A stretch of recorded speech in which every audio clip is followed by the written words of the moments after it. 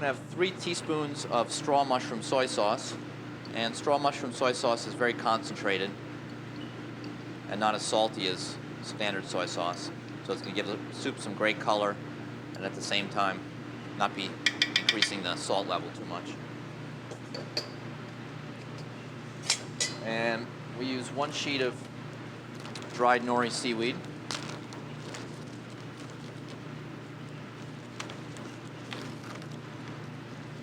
Add that to the broth.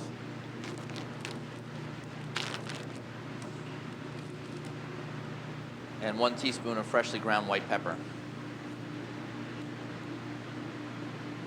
Okay, we need to bring this to a boil and let the soup boil for approximately 2 minutes. And then we're going to shut the fire off, much like the wasabi broth, and let it sit for another 10 minutes and let the flavors infuse. If this is overboiled, it'll become very cloudy.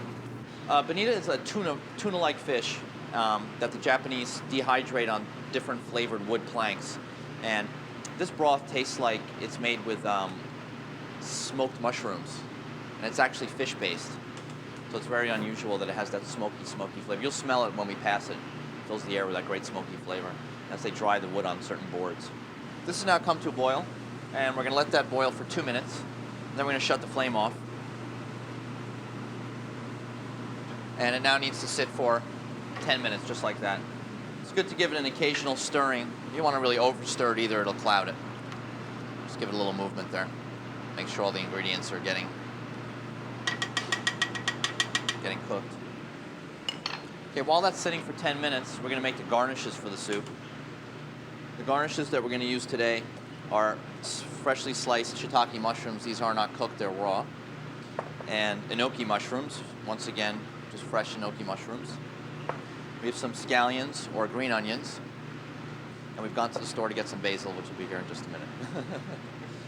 This is white radish, daikon, a large Japanese radish, and we can cut it into different shapes to float it into the soup for a nice, attractive garnish. Okay, and then you just put this into very thin slices.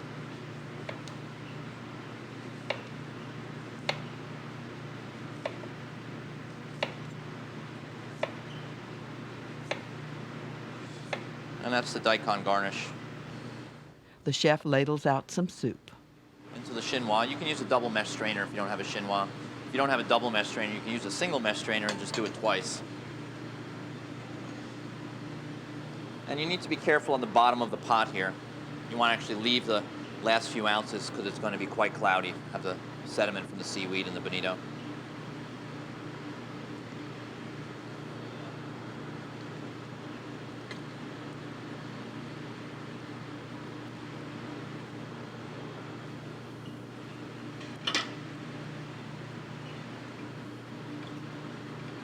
You don't want to press too hard on the ingredients in there. It will cloud your broth, but you can apply a little pressure.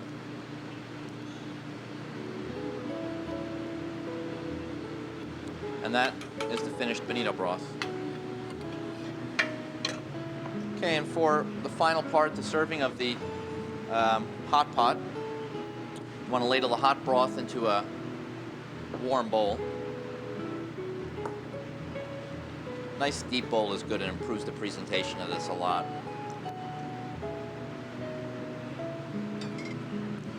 We add a few of the slices of shiitake. You don't want to over garnish the soup either. The broth is really the emphasis here. Put a couple of little clumps of enoki mushrooms.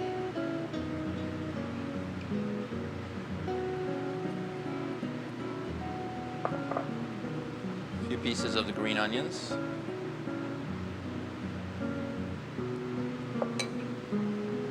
One or two basil leaves.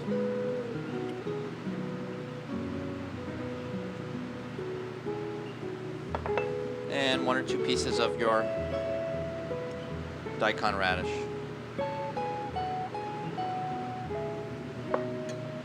And that is the finished soup.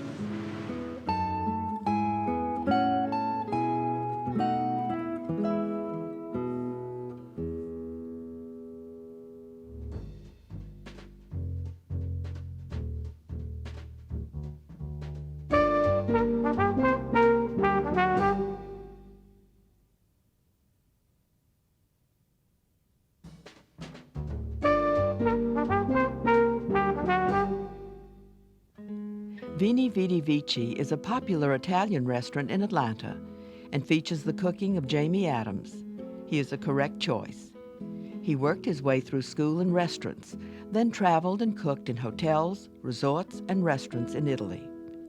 His entree is roasted guinea hen with porcini mushrooms. The chef bones the hen. Okay, start at the very top of the breast, make an incision.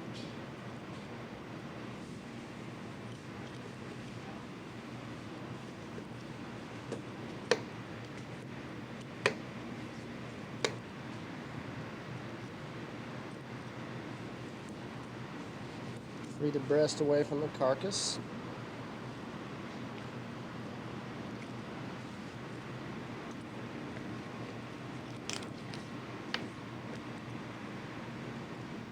The leg and thigh are removed. The drumstick will not be used and the thigh will be boned. Voila.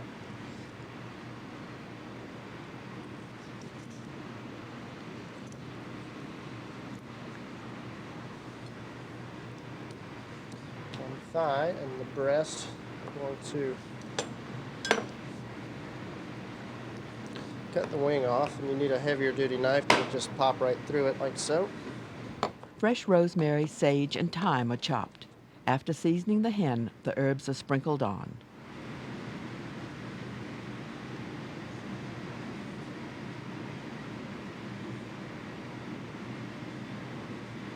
Just sort of press them in there so they're not going to come off. And the other side as well. A sweet Georgia Vidalia onion is diced and will be joined with diced yellow summer squash. The onions are softened in a little olive oil and butter before the squash is added.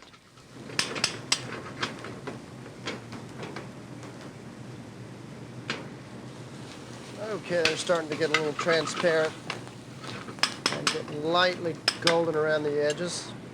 We're going to add our zucchini.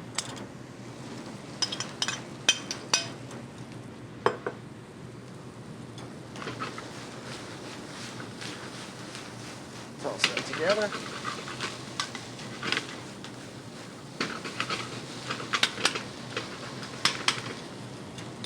And we're going to allow that to simmer for 3 or 4 minutes. Just to lightly soften the zucchini, the yellow squash. You don't want them to be soggy and overcooked. Meanwhile, porcini mushrooms will be cooked in olive oil, infused with a smashed garlic clove and a sprig of rosemary.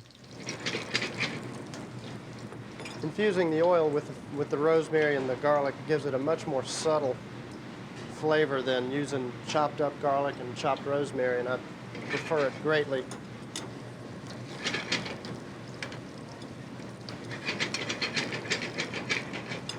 Careful not to let it get too brown. The rosemary is ready to come out. Discard that. Let the garlic continue to brown just a little bit. Pull it off the fire one moment. I like to squeeze out the garlic and get all the flavor out of it. Add our porcinis at a very high heat. You want them to caramelize and get color right away.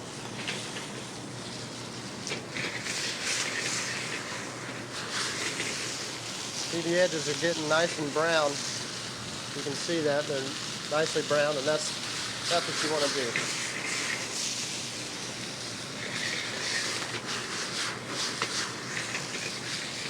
Okay, we're going to add in a little bit of our brunoise. Finely diced carrot, celery, and onion. A little salt and pepper.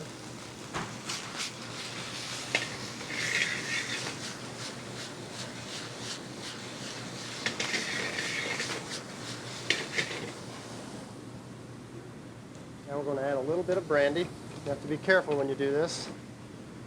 We're going to get a big flame.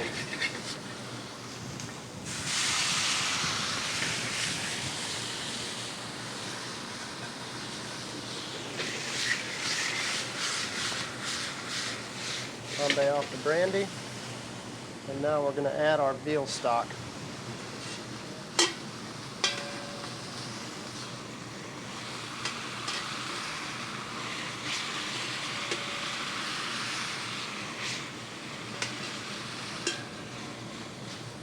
And we'll allow that to simmer for just a moment. The guinea hen is browned like the porcinis in garlic and rosemary-infused olive oil. Skin side first.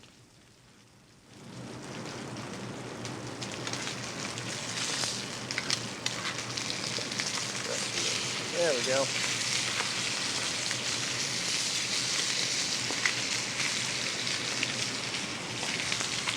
Have a beautiful, crispy, golden brown skin. That's what you want to get. Flip them over. We're going to let these go into the oven for about 7 minutes. At 400 degrees. Parmesan cheese and breadcrumbs are added to the squash before presentation. It's nicely seasoned. And what we're going to do is take a little bit of this zucchini, tuck it down into this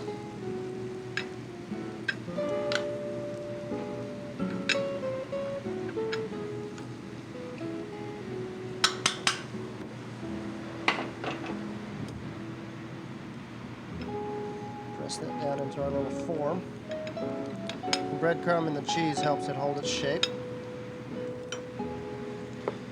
Pull off our ring. Have a nice little thimble. Slice of the thigh. The breast, which is a beautiful medium rare, right on top. Finish with our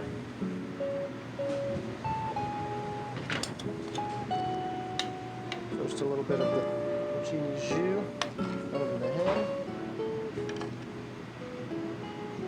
and the porcinis themselves. And to finish, a nice little spear of rosemary. And voila, you have a classic Piemontese guinea hen, squash, and porcini mushroom.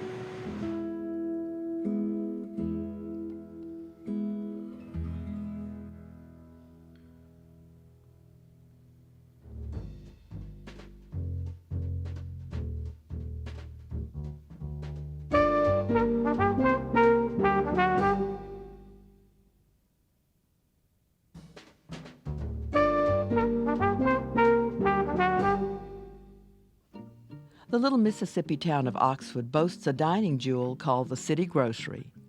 Owner chef John Currants cut his business and culinary teeth at Commander's Palace with the Brennans. The dessert chef during this shoot was Rebecca Tershin. Here is her double-layer mascarpone martini. Okay, the first step is the toasted phyllo dough with hazelnuts. You take 3 sheets of phyllo pastry and cut them in half, and have a parchment-lined baking sheet. Spread the first layer on the baking sheet, and you brush with melted butter.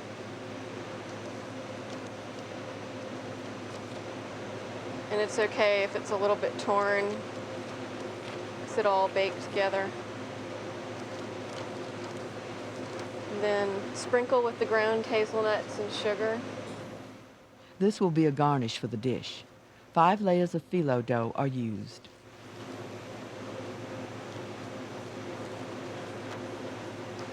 This is the last layer. And try to make the nuts on top of the last layer the prettiest, I guess, because they're the ones that are going to be showing on the dessert. Cut it into the circles.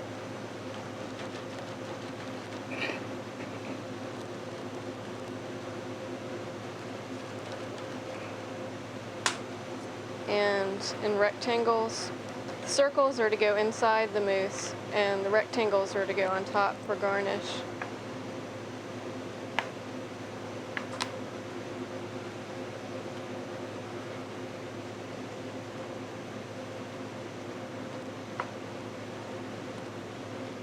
Bake at 350 for 10 to 15 minutes until golden brown.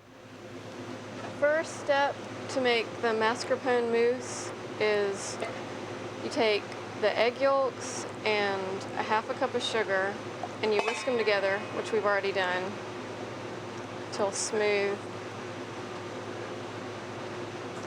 And you whisk this mixture on top of the double broiler till it thickens a little bit.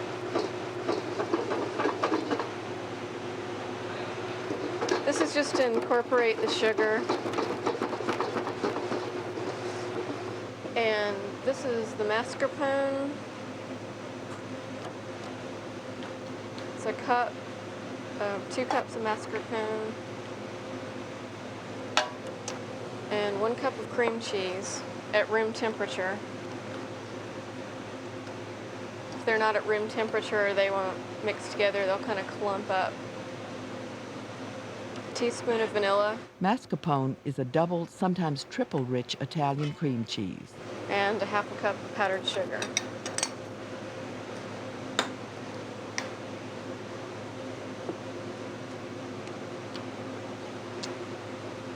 Blend this all together till smooth.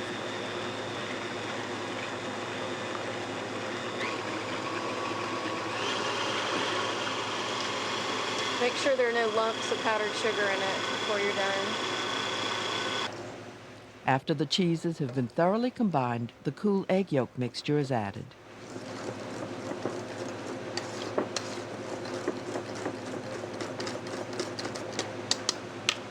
And you whip in the egg whites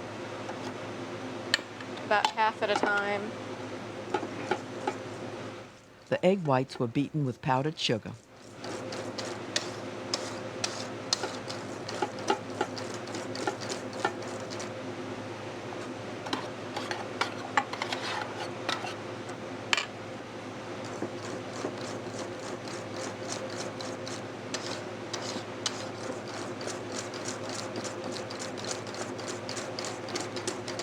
You want to separate this into 2 bowls for the 2 different mousses.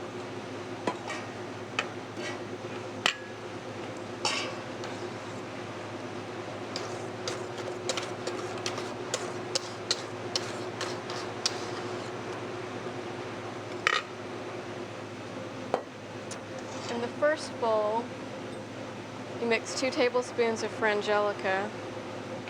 Frangelico is the Italian hazelnut liqueur.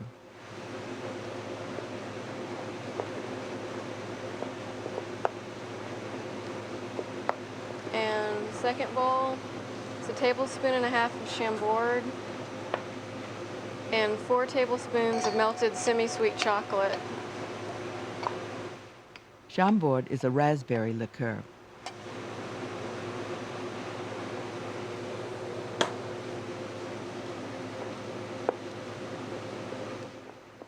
The mousse layers are presented in a martini glass.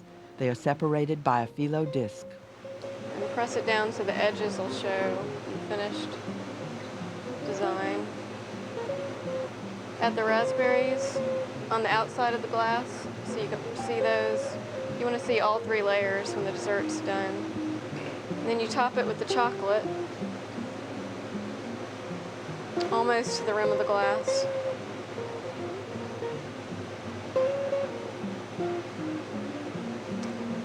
Garnish with a few of the chopped hazelnuts from the phyllo pastry.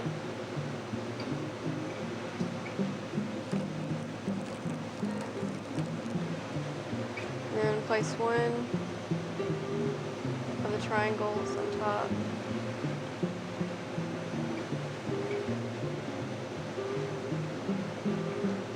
Garnish with raspberries.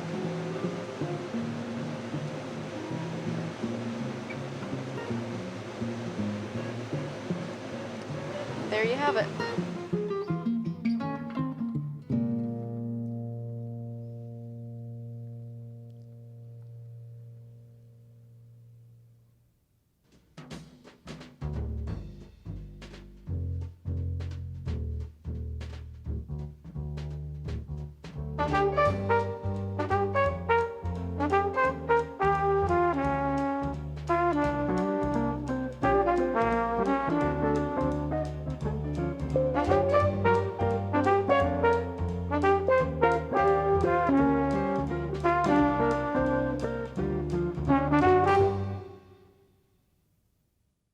Welcome to Graham Kerr's Kitchen. It's really 2 programs in 1.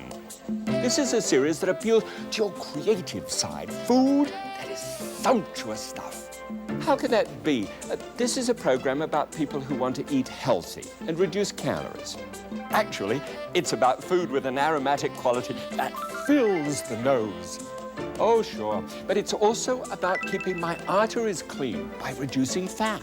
But it doesn't mean a thing if the food isn't rich and colorful. Maximize the flavor. Okay, but I must have healthy food that I can cook in minutes. I must minimize the risk. So welcome to Graham Kerr's Kitchen, where we get our heads together just for you.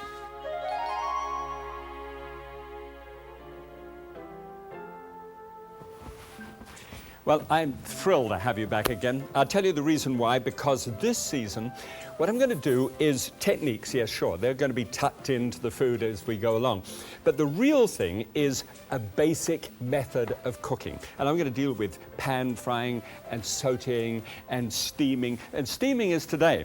And you know, the big thing about steaming is, I don't know whether you're like this, but as a child, I used to be able to be terrorized when they said, with steamed vegetables, oh gosh, and they were so soggy. They sort of smooched out on the plate.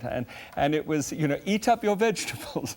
And it was terrorized stuff. But that's not what this is about. This is about getting vegetables so that they're almost as though they're pasta, al dente, just at the point of perfection. And I've got a little twist in the middle of this dish, which is really sensational with vegetables, okay? Now, as with everything, I'm going to do this season round a plate. I'm going to draw it out and give you a complete plateful of food. In this case, a very light touching of green, because there's going to be a wedge of cabbage, which is going to take just 5 minutes of steaming. And then here, a much darker Swiss chard or bok choy, what I call a papoose, and you'll see what that's done. And that takes about 14 minutes to be able to cook all together. And then to put a splash of color into that, I've got a broiled, well, it's not broiled actually, I'm going to steam everything in this case, of tomato there, a beefsteak tomato, and those will give that dash of color on the top. And then just a little twiddle of cheese. Well, you have to come up with new measurements when you're like me, you know, with the fat content. And this is just wisps of cheese, or twiddle, I like that. Little twiddles of cheese put over the top, and some freshly ground black pepper. We'll just touch that every now and again with little pepper all over the top. And it looks terrific, looks really good, tastes wonderful. There is an amazing flavor that comes from the inside. I'm not even going to let you know what that's about, all right? Come on, let's have a go.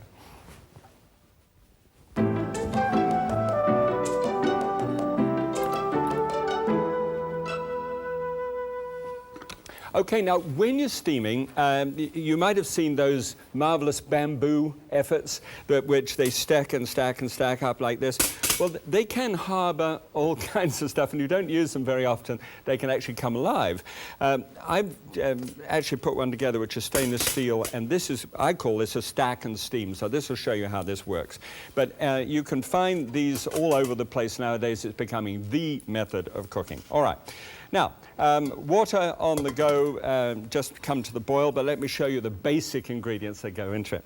First of all, a Yukon potato. Now, it doesn't have to be a Yukon, it can be a new potato, but these are so splendid. If you can find one, they're yellow. They're sometimes called a yellow Finnish potato, as in Finland. And this is an Apollo carrot. It looks as if it sort of gets shot out of the ground, but an Apollo, the winged messenger, this is the sweetest of the carrots that you can get. Now, I know it's a bit hard. You go into a store and say, I want an Apollo carrot. But look for a long, slender, thin carrot and nick one and eat a piece of it and just say, well, don't nick it. I mean, tell them to put it on your check when you pass out. But, and then here is a sweet potato, all right? Small sweet potato, the king of all the root vegetables. And then I'm using this type Swiss chard, but you could use bok choy as well. A whole range of green vegetables. Let's put that on one side and get this actually started. These are organic. You can tell that by the holes in them. And what you do is you simply rinse them off very well, first of all, and just cut off the stalk end. And then you've got 8 large leaves, and 8 is an important number for this if you're going to do it for 4 people. So 8 large leaves. Lift this off the top. And by the way, this doesn't work in my pan here, but normally if you've got an absolutely flat base pan, you can put some marbles in the top like this. And if it runs short of water, they start rocketing around all over the bottom. In this case, I've got a special textured base to the pan so as to stop the stuff coming off. And they settle down nicely on the top and they don't move, so it doesn't work.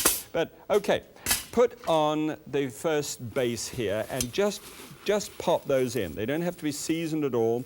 Just put on there and put the lid on tight. Just let's get that heat right up to the top. And that takes about 3 minutes. Now, when you've got the stalks out of here, just cut those down through the top and then just whiz a knife blade through the stalk so that they're nicely chopped up. I don't actually want to cook those. I want to put those with other ones and throw those in at the very last moment, so a real crunch, because you need aroma and color and texture if you're going to get rid of the salt and the fat and you know, the mouthfeel of meat. In this case, it's going to be very little meat, but just nice crunchiness in that. Okay, so that's on the go. Now let's have a look at this Yukon Gold and a really interesting technique here. If you're starting to cut things for the first time, it's not a good idea to have the potato in its just straightforward rounded stage, but to make just a few little incisions down on the outside of the potato, first of all, just to be able to get it onto a firm base, so that you can then cut through like that, and then turn it like this, and then cut through again, about 4 times, well, 3 times for, you know, nice, even little shapes. And it all holds together perfectly. And then you can, let me see, oh, I bought a game like this for my grandchildren at Christmas, and they were so good at it, and I lost every time. Okay, good. And then you can place that down there. It saves it from rocking around all over the spot, and you get some fairly decent, even-shaped pieces. And it looks wonderful inside this papoose when they're properly done like that. Okay, now I've got 3 medium-sized potatoes altogether, and so the other ones were done. So just 3 medium potatoes. And at this point in time, you can put this on, and I'm actually going to put this onto the top of this one so that this is a good idea of how you stack and steam things. It's going to take 3 minutes to get that charred just to the point of being limp enough for me, but it's going to take me 14 minutes to be able to cook all the vegetables, so I'm going to put that one on to begin with. And the potato takes just a little bit longer than the carrot does. Okay? An Apollo carrot, the sweetest of all the carrots in the United States. And I'm terribly sorry, you chaps in England, but I really don't know whether they've got Apollo ones or not. But there's the way of thinking. Every European that I've ever met always says the carrots are so much better in Europe than they are in the United States. So I just wanted to say, hi, you know, Apollo, that's the one. Okay, now, those go on after a couple of minutes. You just shoot on the carrots onto the top. And now, sweet potato. This thing is remarkable. In a contest that was held, the sweet potato wins. It is the vegetable of all vegetables. It has just teeming with stuff, especially those things which minister to cell integrity. Get your cells reproducing themselves the way that they were always supposed to. That's a medium-sized sweet potato. Just chuck that in on the top. If you can do that, and then get what's called a free radical. You know, it sounds like somebody who blows up a building, but free radicals you breathe in, they're not a good idea, and they oxidize food. And we need antioxidants inside us to come and go like this. Well, that sweet potato is just the best one of all. Okay, a little bit of nutmeg on the surface, and just freshly ground nutmeg. This is an old-fashioned thing, but it works very well. It also gives you a manicure at the same time if you don't want to. And just all over the top, about 1/4 teaspoonful. How do you know that, Graham? I don't know. It's just after a number of years, you just keep on grating away and you know. And of course, if it's too much, I'll find out. And I will tell you.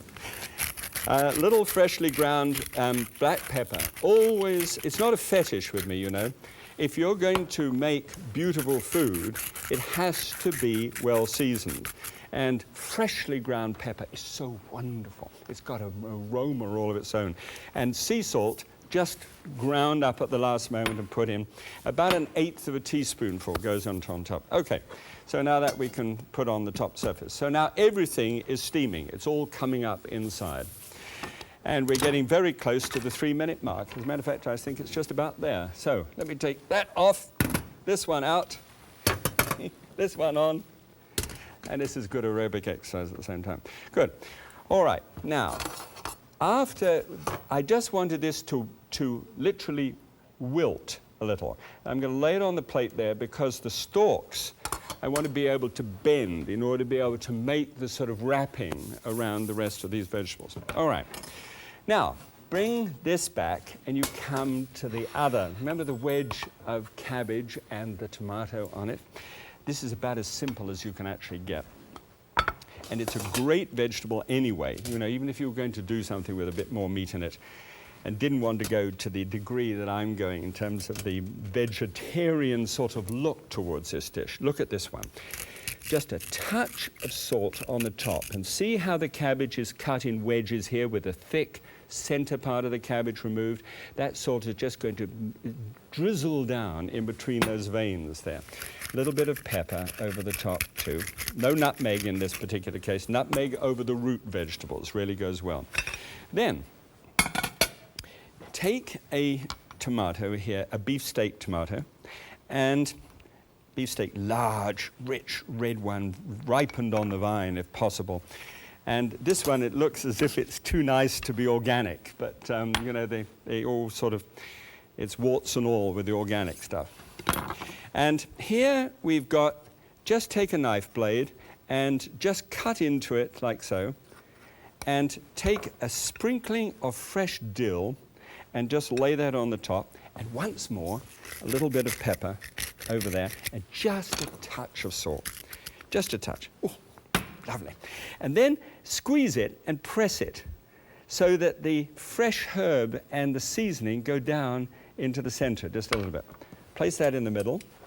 A little bit more dill over the top of the cabbage there, and that's ready to go on in a minute or two. So this is doing well here. So, tell you what. Before we get all of this on, I'd like to take you off, and this is a new thing, to a local store and have you see the kind of selections that you can make. Okay? Ready for those as well? Here we go. Thanks, Graham. Oh, wait.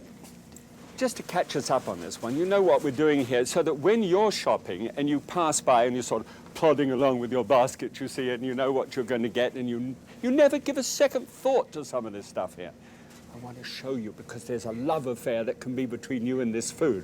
You ready for this? This is greens, and of course we're wrapping things in greens. And I'm using this one, which is the bok choy, and that's what it looks like when you actually come into the produce. Lovely, sweet, sort of innocent kind of stalk here, and great tasting leaves. This is one which can be variously called, this is a red chard, this is Swiss chard is the plant here, and this one can be called strawberry chard in some places. This one here, of course, curly kale. Watch it, rinse it well because it gets a lot of grit. This is beautifully done, by the way. There's no grit in that one at all. Ha! See, it's raining. And then some spinach. I happen to like spinach. People make a lot of silly, stories about spinach, but it's a wonderful plant. And this one, mustard greens. If you like Creole food in some sort of way, it's got a bite to the green to it. It's got a little bit of mustard kick to it. It's really nice. And collard greens, black-eyed peas and collard greens and pot liquor and all that stuff. This is the stuff that really does it. Matter of fact, it's I thought as far as children are concerned, they don't like this stuff. Not necessarily. This shouldn't be cooked to death. If you cook this and put it into a steamer, it takes just 4 minutes of steaming and it can be ready. And one thing I've noticed with children is that if you cut the leaf into very fine slithers like this, called a chiffonade in French, then they can take it much easier. In fact, put that into some whipped potatoes, and it's a nice combination. Okay, and do this. Steam some Swiss chard, you know, the red chard here. I feel like a recipe show. Just lift that up. Press it between two plates. Lift it out. The red specks in there. It's amazing, actually. If you can get your kids turned on to this kind of food, what a wonderful future life they've gotten. By the way, if you happen to be young at the moment, tell mother. You know, next time you're passing by here, don't reach for the sugar-floated flakes over there. Reach for the green stuff. Okay, back to you, Graham. Well, thank you very much. Neat. Really neat. By the way, the bok choy that was mentioned is a great vegetable for doing this whole thing, but I chose Swiss chard because it's more available this time of year. Okay, right. Now, I just popped these on just to make sure that they were cooked in time, and they're doing fine. They've had just a couple of minutes, and they've got another 3 minutes to go. Right, now, get out a hot bowl from the oven. And it is a good idea to make sure it's a hot bowl. I'll tell you the reason in a moment. And then just lift off the top segment and holding in the base, because in this case, there's always, in this particular dish, there's always the problem of the loose bottom in the steamer here. So I always hold it in like that and make sure that it's all that beautiful and just al dente. Perfect. Okay, put this one back on once again. And that just finishes off so that everything is perfect. Now what to do in here, because this is the really staggering stuff. Here is Canadian bacon, and I always buy Canadian bacon in a piece like this one. Trim the fat off it, keep it in a self-sealing bag, and then cut that into just tiny little pieces, whispers of pieces. Now there's exactly 3.5 ounces there, well 4 ounces actually, 1 ounce per person that you're going to serve that to, so you can stir that in. And then I've got this, which is the cheese side of it. All right? Now instead of a cheese sauce, which is enormously high in fat, nearly 12 grams of fat, this is right down. This is a Parmigiano Reggiano. Now this is the American wedge, and this is American made, and this is the classic one from Italy, the Parmigiano Reggiano. This must be called Parmesan and US made. It is half the price of the Italian. Try the two, one against the other. Buy 1/4 pound of each and make your own decision. I'm only using 1/4 cup and sprinkling that into the top for hand. This is when things get really interesting. With 4 teaspoonfuls here of horseradish. And horseradish is, in fact, just as with the other foods here, a cruciferous plant, so it also is very good from a cell integrity point of view. And 4 teaspoonfuls of Poupon mustard. You know, that's the French mustard. Stir that around together and put 2 tablespoonfuls of freshly chopped dill or dill weed. You can use dry dill if you like. And pop that into the top. Now look at that. Just imagine what that feels like. It is just a knockout. You can leave out the Canadian bacon if you want to make it a completely vegetarian dish if you like. Okay, now we'll have a look and see what happens with the bok choy leaves. Look at this. You take a bok choy leaf and you just lay it into the top of a small bowl like that. Now the bowl should hold about 6 ounces. And just lay the other one in on the top. So you've got 2 large leaves, all right, per person. Then you get this mix, which is now perfect. Look at the colors of it, and imagine what it feels like with the horseradish, which is tangy. And this is just spread down into the top. You then do the papoose thing, which is you just wrap it up, press it down, and get yourself a hot plate with a hot. If you move fast enough, it's all right. And then turn this upside down onto the plate. See? There's your papoose. Then all you need to do is just to reach in to the steamer and bring out that perfectly green and perfectly cooked piece of cabbage. This is the whole big thing about this. This is perfection. And then nestle that up against there, take the leaf off the top, and just a little cheese dusted over the top, and a little black pepper, and take it and eat it immediately, okay? Come on. Okay, well, let's have a look and see how this compares. First of all, to the drawing. There, let's put it round this way. There's the papoose and the layout. I just used the one tomato instead of the two. And if it's a larger one, of course, it takes that extra time. Okay, let me see. Put it round that way, it looks nice. All right, now, let's compare the two. This is the classic. Now, the classic is corned beef, a cheese sauce, and is really lovely. I mean, I really like it, but it is a little high. Now, our dish is actually going to be compared now from a numbers point of view. So this was it. Within 14, 15 minutes of cooking time, you should be able to get that done, and that's surely a good time. All right, 1,360 calories there, 344, nearly 1,000 down. Only 4 grams of fat, 118 carbohydrate, now down to 65, good news for people with diabetic. 57% of calories from fat down to only 11%, which is very good news.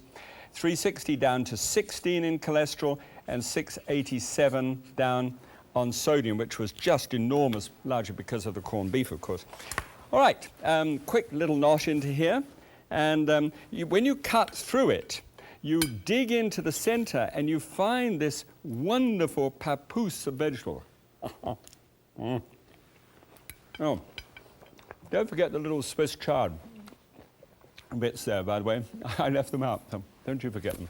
Okay, don't forget, springboard and have fun. It really helps.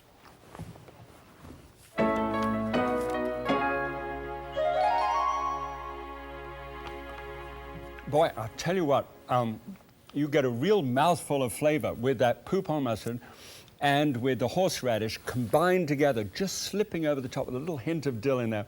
And as I said, don't forget the little bit of Swiss chard stalks.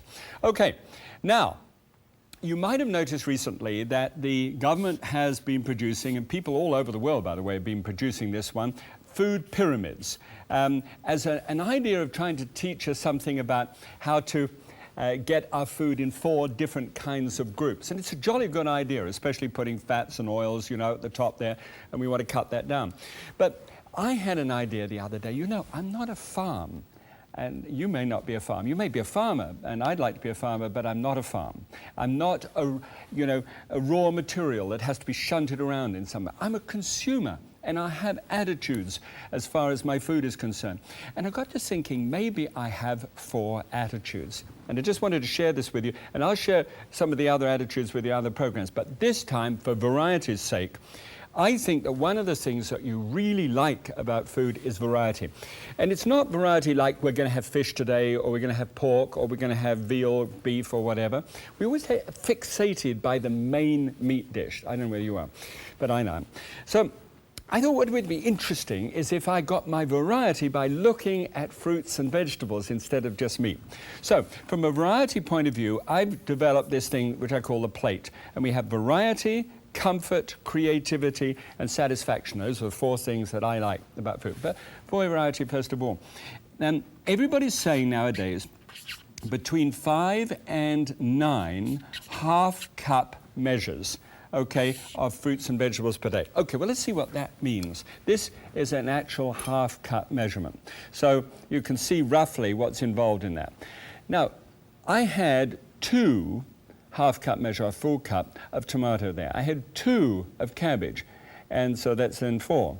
And I also had the papoose, which was about 3 cups. I had really 7 servings of vegetables all in one dish there.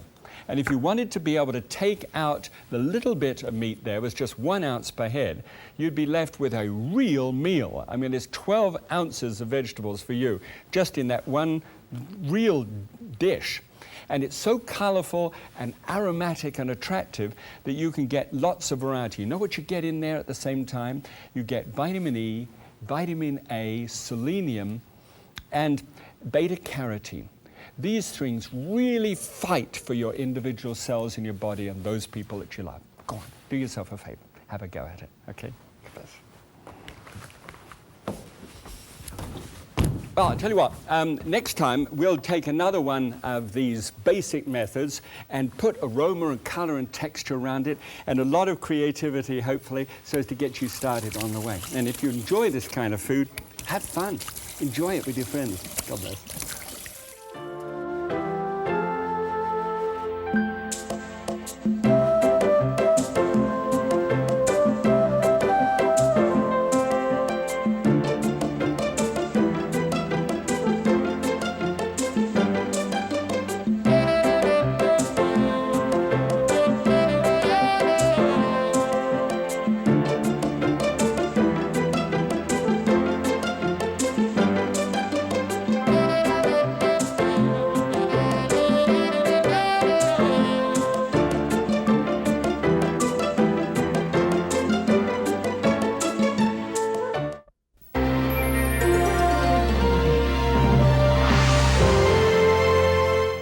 Welcome to Graham Kerr's Kitchen. It's really two programs in one.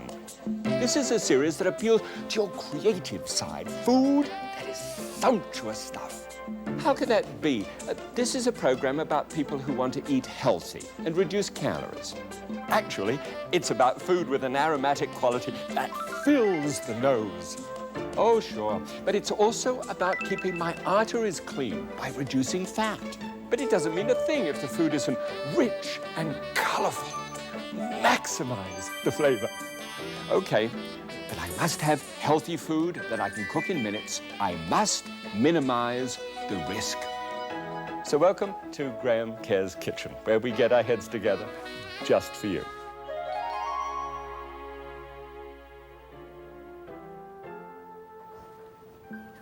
Well, welcome back, and this time a stir fry with some rice on the side. This is just I'm getting cracking quickly.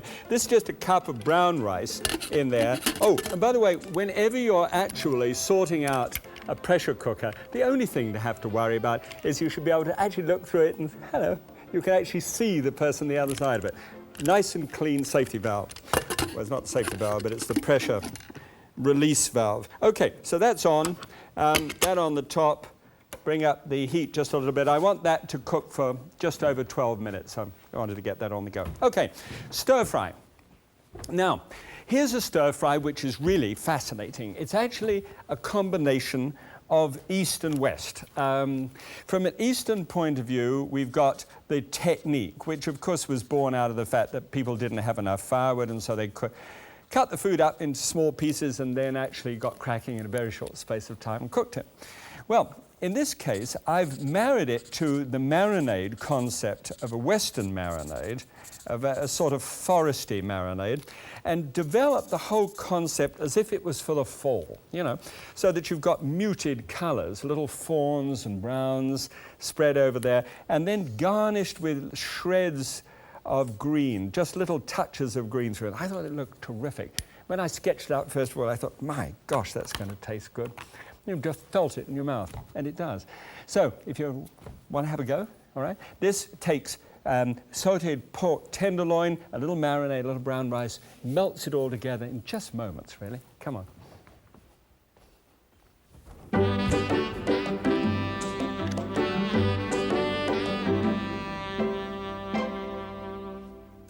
All right, well, marinades first of all. This is a fascinating part of this game.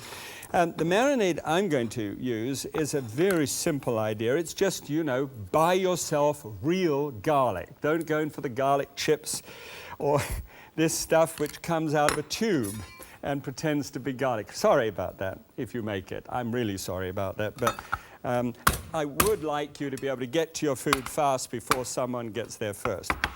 And so what I do is take one clove of garlic and just crush that down on the board there. And then take a little, you know what this is? That's rosemary. And rosemary is an absolutely marvelous aromatic plant. If you chop this very fine indeed, you will come up with a teaspoonful, which looks just like this amount here. So that's the rosemary side of it. The garlic side of it I've already crushed, so that's out of the way. Here are very fascinating items. Those are juniper berries. And a juniper berry is in fact the female berry. It's well, it's not a female berry. It's a berry that comes on a female tree called a juniper tree. And they use it for making gin and other things like that, but it has a wonderful woodsy kind of flavor to it, quite unique. And if you ever want to make a marinade which has got that kind of woody flavor to the thing, that's the way to do it. So, garlic, juniper berries, just a shake, about 1 teaspoonful of finely chopped rosemary. You can use the dried stuff, which actually dries very well. And that's the combination. Oh, it actually smells like you've just suddenly found yourself in a wood somewhere. And then a little red wine. I have mine where the alcohol's been removed, as you know, but you have the perfect person choice to do what you like. And then just a teaspoonful of a lower sodium soy sauce. Not a teaspoon, a tablespoonful. And so that's just drizzled in there. More about that later when we pay our trip to the supermarket. Okay. Now just finely chop a little onion and pop that in. It's about a tablespoonful of onion, but just stir it up. Oh dear, Trina, you know my wife Trina. She'd say stir with a knife and stir up strife. Ridiculous. I'm sorry, darling, I didn't mean ridiculous to you, but I mean it's all silly, it's all nonsense. Okay.